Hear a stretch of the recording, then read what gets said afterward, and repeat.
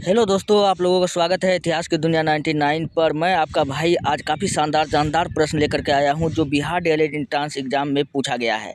तो अगर आपका भी एग्ज़ाम 2025 में है तो आप इस क्वेश्चन को देख करके जाइए ताकि आपके एग्ज़ाम का पैटर्न पता चल सके। जब आपका एग्ज़ाम का पैटर्न पता होगा तो आप कोई भी एग्ज़ाम को फाड़ के रख दीजिएगा। चलिए हम लोग वीडियो को स्टार्ट करते हैं। पहला प्रश्न आपके सामने में है, हरित क्रांति सबसे अधिक सफल रही। दोस्तों, हरित क्रांति के बारे में अगर आपको बताऊं तो हरित क्रांति का पिता पूछेगा किसको कहा जाता है, तो हरित क्रांति का पिता दोस्तों कहा जाता है एम.एस. स्वामीनाथन को। किसको कहा जाता है? एम.एस. स्वामीनाथन को कहा जाता है। अच्छा, ये भारत में कहा जाता है। और विश्व में पूछेगा किसको कहा जाता है, तो नॉर्मन ई बोरलॉग को कहा जाता है। किसको कहा जाता है? नॉर्मन ई बोरलॉग को कहा जाता है। और हरित क्रांति दोस्तों टोटल 2 बार हुआ। कितना बार हुआ था? 2 बार हुआ। एक बार चावल के उत्पादन को बढ़ाया गया, तो फिर दूसरा बार गेहूं के उत्पादन को बढ़ाया गया। तो हरित क्रांति का सबसे ज़्यादा प्रभाव दोस्तों कहाँ पड़ा था, तो पंजाब और हरियाणा वाला क्षेत्र में पड़ा था। तो ऑप्शन नंबर बी क्या हो जाएगा? बिल्कुल राइट हो जाएगा। आपको पता है कि पंजाब में जो होता है दोस्तों गेहूं का उत्पादन ज़्यादा होता है। क्यों होता है? क्योंकि वहाँ पर दोस्तों कम वहाँ भूमि कम है, लेकिन टेक्नोलॉजी के सहायता से ज़्यादा फसल का उत्पादन करता है। और इसलिए दोस्तों अगर क्वेश्चन पूछा जाता है कि पंजाब और हरियाणा में अधिक सिंचाई के कारण कौन सा समस्या उत्पन्न होता है, तो आपको बताना है, क्या बताना है? भूमि निम्नीकरण। क्या बताना है? भू निम्नीकरण की समस्या कहेगा कहाँ हमको सबसे अधिक देखने को मिलता है, तो पंजाब और हरियाणा आपको टिक कर देना है। चलिए बढ़ते हैं नेक्स्ट। अगला प्रश्न आपके सामने में है। नेक्स्ट प्रश्न है, किस देश का अलिखित संविधान है? अलिखित संविधान मतलब लिखा हुआ नहीं है, वो किस देश का है, तो यूके का है। अगर आपसे क्वेश्चन पूछ लिया जाता कि सबसे विस्तृत संविधान और या लिखित संविधान पूछ लेता कि लिखित संविधान किस देश का है, तो भारत का है। किसका है? अच्छा, पहला संविधान पूछता कि हम लोग किसको कहते हैं भारत का पहला संविधान, तो आपको बताना था नेहरू रिपोर्ट। क्या बताना था? नेहरू रिपोर्ट। जो किसने प्रकाशित किया था, तो नेहरू जी और उनके पिता मोतीलाल नेहरू दोनों ने मिल, और इस नेहरू रिपोर्ट को बनाने में टोटल 8 आदमी था। कितना आदमी था? टोटल 8 आदमी था। और भारत का संविधान दोस्तों पूछ लेगा बनाने में टोटल कितना रुपया खर्च हुआ था, तो आपको याद रखना है 6,3,9 और 9 का क्यू कितना होता है? 729। 9 का क्यू 7 में 29, बीच में 6 लगा देना है, यानी कि 63,96,729 रुपया भारत का संविधान बनाने में खर्च हुआ था। फिर क्वेश्चन पूछ लेता है कि भारत का संविधान कितने देशों से लिया गया है, तो टोटल 60 देश से लिया गया है। कितने देश से लिया गया है? 60 देश से लिया गया है। चलिए बढ़ते नेक्स्ट। अगला प्रश्न आपके सामने में है। अगला प्रश्न है, डायनासोर का काल आज से कितना वर्ष पहले था? तो डायनासोर पृथ्वी पर आने वाला प्रथम जीव था और इनका जो कार्यकाल था, इनका जो समय था, 5 करोड़ वर्ष पहले इनका समय था। तो ऑप्शन नंबर 1 क्या हो जाएगा? बिल्कुल राइट हो जाएगा। और ये आप कौन काल में था, तो आपको बताना है प्लायोसीन काल में था, नहीं पेलियोसीन काल में था। चलिए बढ़ते नेक्स्ट। अगला है आपके सामने में। नेक्स्ट है, गुप्त काल के किस शासक को कविराज कहा जाता है? कविराज किसको कहा जाता है? गुप्त काल के कौन से शासक को? तो कहा जाता है समुद्रगुप्त को। इसको कविराज कहा जाता है, या 100 युद्धों का विजेता कहा जाता है। 100 युद्धों का विजेता कहा जाता है, या इसी को कहा जाता है भारत का नेपोलियन कहा जाता है। भारत का नेपोलियन कहा जाता है। और इनकी जानकारी हमको कहाँ से प्राप्त होता है, तो आपको बताना है प्रयाग प्रशस्ति अभिलेख से। कहाँ से प्राप्त होता है? प्रयाग प्रशस्ति अभिलेख से। और ये प्रयाग प्रशस्ति अभिलेख किसका है, तो हरिसेन का है। आपको ये बात याद रखना है। चंद्रगुप्त द्वितीय, इसके बारे में याद रखना है, इसको विक्रमादित्य के नाम से जानते हैं। श्रीगुप्त, ये गुप्त वंश का स्थापना किया था श्रीगुप्त ने। और स्कंदगुप्त के बारे में आपको याद रखना है, इन्होंने हुनों को 46 बार हराया था। तो हुनों को क्वेश्चन पूछेगा कि 46 बार कौन हराया था, तो यही स्कंदगुप्त हराया था। और चलिए बढ़ लेते हैं नेक्स्ट प्रश्न की ओर। अगला प्रश्न आपके सामने में है, फतेहपुर सीकरी का निर्माण किसके द्वारा करवाया गया था? दोस्तों, फतेहपुर सीकरी का निर्माण अकबर द्वारा करवाया गया था। तो ऑप्शन नंबर 1 क्या हो जाएगा? बिल्कुल राइट हो जाएगा। और फतेहपुर सीकरी में ही दोस्तों क्या है, तो आपको याद रखना है कि बुलंद दरवाज़ा है। क्या है? बुलंद दरवाज़ा। इसका निर्माण कौन करवाया था, तो अकबर नहीं करवाया था। कहाँ करवाया था? फतेहपुर सीकरी में करवाया था। और ये बुलंद दरवाज़ा में दोस्तों 54 मीटर का दरवाज़ा लगा हुआ है। कितना मीटर का? 54 मीटर का दरवाज़ा बुलंद दरवाज़ा में लगा हुआ है। आपको ये भी बात याद रखना है। और बुलंद दरवाज़ा का निर्माण जो था अकबर पूछेगा किस खुशी में करवाया था, तो आपको बताना है कि गुजरात जीतने की खुशी में। किसके खुशी में? तो गुजरात जीतने की खुशी में अकबर ने फतेहपुर सीकरी में बुलंद दरवाज़ा का निर्माण करवाया था।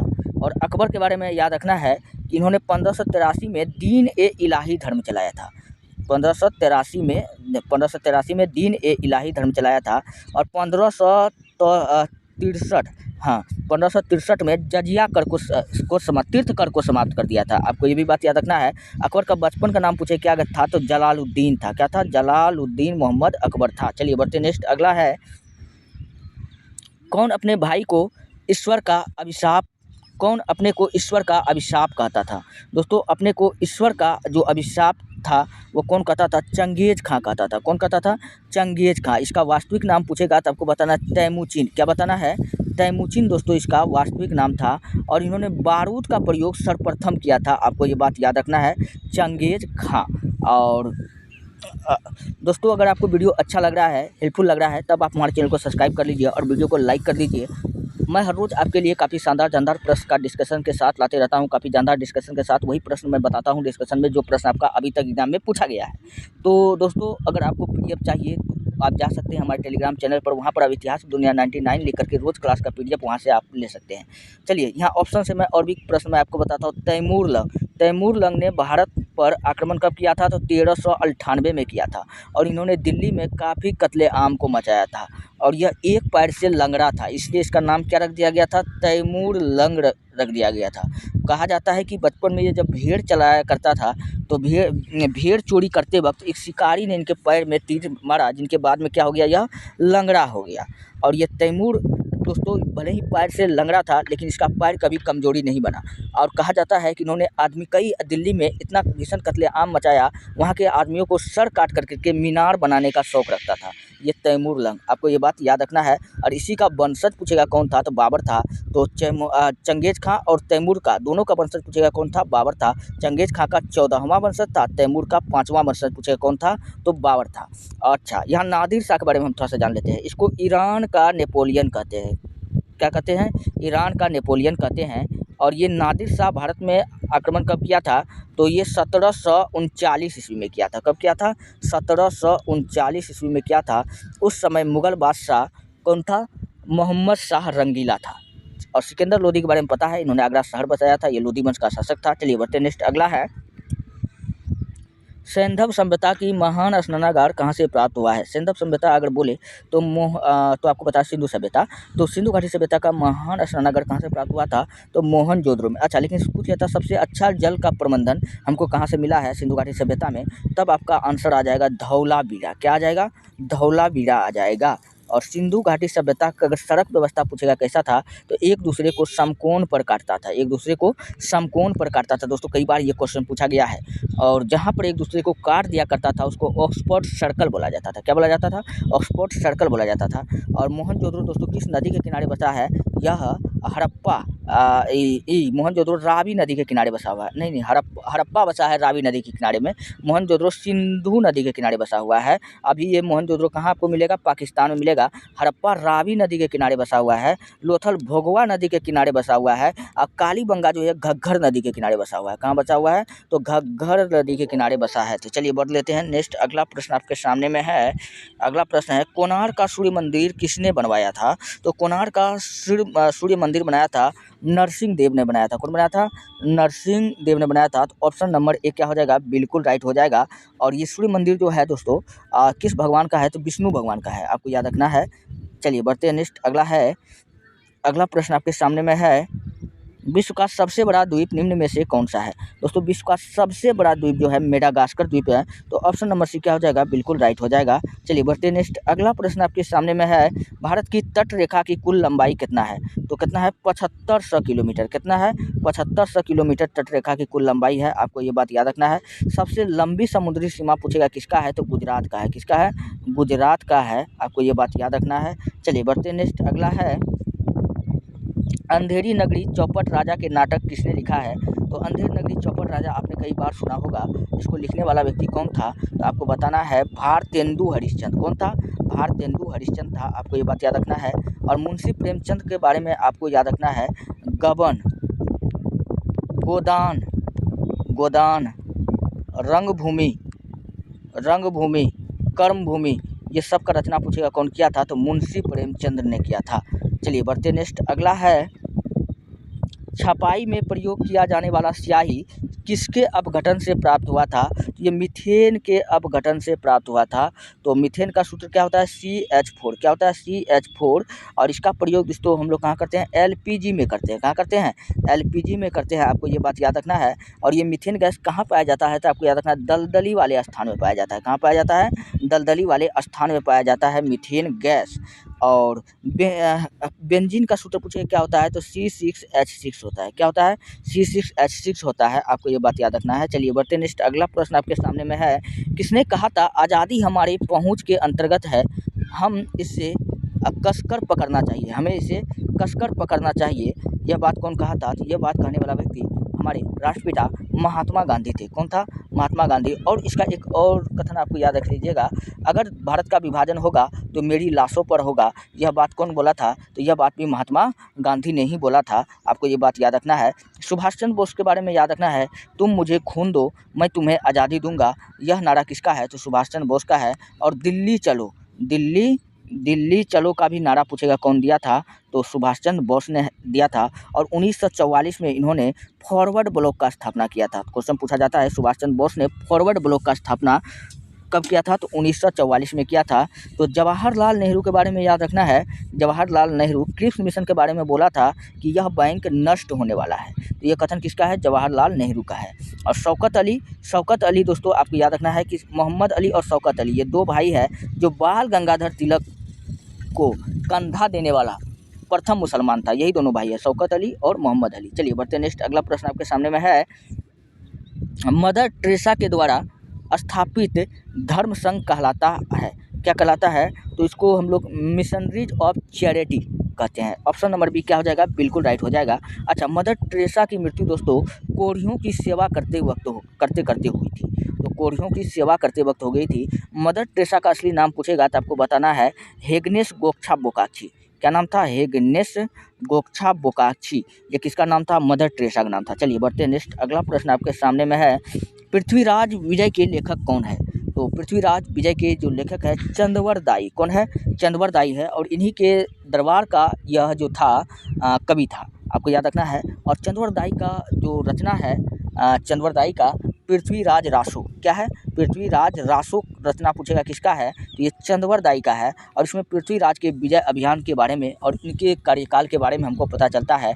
और चंदवरदाई की मृत्यु और पृथ्वीराज चौहान की मृत्यु, दोनों का मृत्यु एक ही दिन हुआ था, आपको ये बात याद रखना है।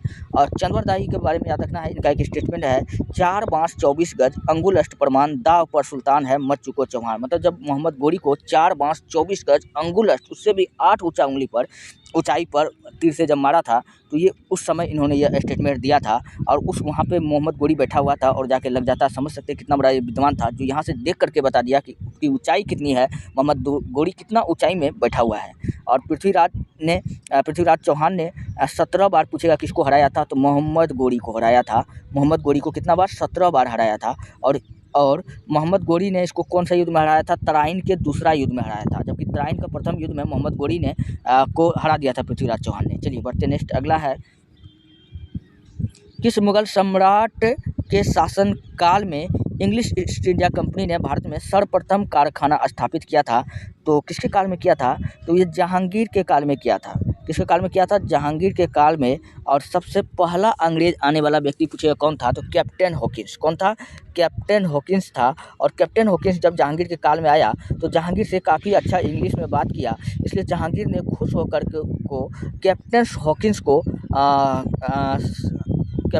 को इंग्लिश खां की उपाधि दिया। कौन सा उपाधि दिया, तो इंग्लिश खां के नाम से हम लोग किसको जानते हैं, कैप्टन हॉकिंस को कहते हैं। और किसकी आज्ञा से आया था, तो इंग्लैंड के राजा जेम्स प्रथम के आज्ञा से आया था। किसके आज्ञा से आया था, जेम्स प्रथम के आज्ञा से आया था। आना था इसको अकबर के दरबार में, लेकिन तब तक में अकबर टपक जाता है। इनका बेटा जहांगीर गद्दी पर रहता है और जहांगीर के बीवी के लिए काफ़ी ज़्यादा पुरस्कार लाया और खुश होकर के जहांगीर ने इसको फैक्ट्री खोलने का अनुमति दे दिया। चलिए बढ़ते नेक्स्ट। अगला प्रश्न आपके सामने में है, किसे सर्वश्रेष्ठ स्तूप मानते हैं, तो सबसे श्रेष्ठ, अच्छा, अमरावती का स्तूप कहाँ है, तो ये आपका अमरावती आंध्र प्रदेश में है। कहाँ? आंध्र प्रदेश में हो जाएगा। भरहुत का स्तूप, सांची का स्तूप, भरहुत का स्तूप मध्य प्रदेश में है। तो सबसे क्वेश्चन क्या पूछा है, किसे सर्वश्रेष्ठ स्तूप माना जाता है, तो सांची का स्तूप को माना जाता है। तो ये सांची का स्तूप कहाँ है? मध्य प्रदेश के रायसेन के सतना जिला में है। मध्य प्रदेश के रायसेन के सतना जिला में कौन है? सांची का स्तूप है, आपको याद रखना है। सारनाथ का स्तूप कहाँ है? ये उत्तर प्रदेश में है। बढ़ते हैं नेक्स्ट प्रश्न। अगला प्रश्न आपके सामने में है, मंत्रिपरिषद की बैठक की अध्यक्षता कौन करता है? तो मंत्रिपरिषद की बैठक की अध्यक्षता प्रधानमंत्री करता है। कौन करता है? प्रधानमंत्री करता है। तो ऑप्शन नंबर ए क्या हो जाएगा? बिल्कुल राइट हो जाएगा। और मंत्रिपरिषद दोस्तों जो होता है, इसका जो मालिक होता है, मंत्रिपरिषद का मालिक कौन होता है? प्रधानमंत्री होता है। कौन होता है? प्रधानमंत्री होता है। आपको ये बात याद रखना है। और प्रधानमंत्री जो होता है अपने शक्ति का प्रयोग वो स्वयं करता है, राष्ट्रपति की सहायता से करता है।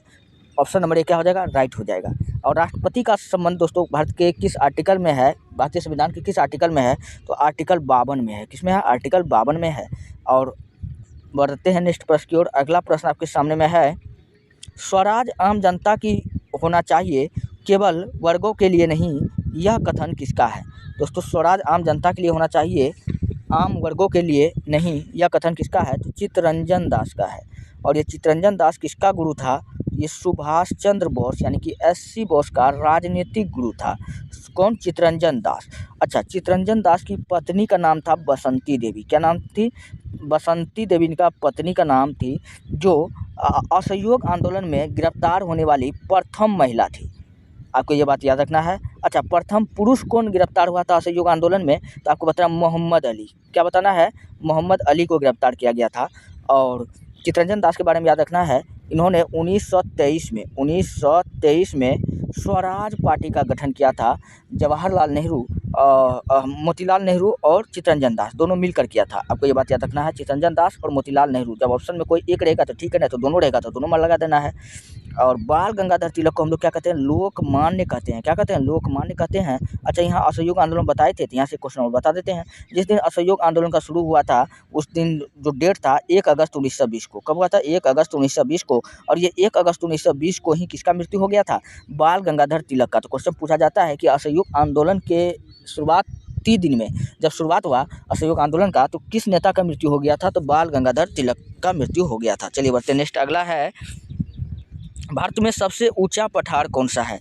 तो भारत में सबसे ऊंचा पठार जो है कौन है? दक्कन का पठार है। तो ऑप्शन नंबर सी क्या हो जाएगा? बिल्कुल राइट हो जाएगा। और बढ़ते हैं नेक्स्ट प्रश्न। अगला प्रश्न आपके सामने में है, मध्य प्रदेश का उच्च न्यायालय कहाँ स्थित है? दोस्तों मध्य प्रदेश का जो उच्च न्यायालय है कहाँ स्थित है? जबलपुर में स्थित है।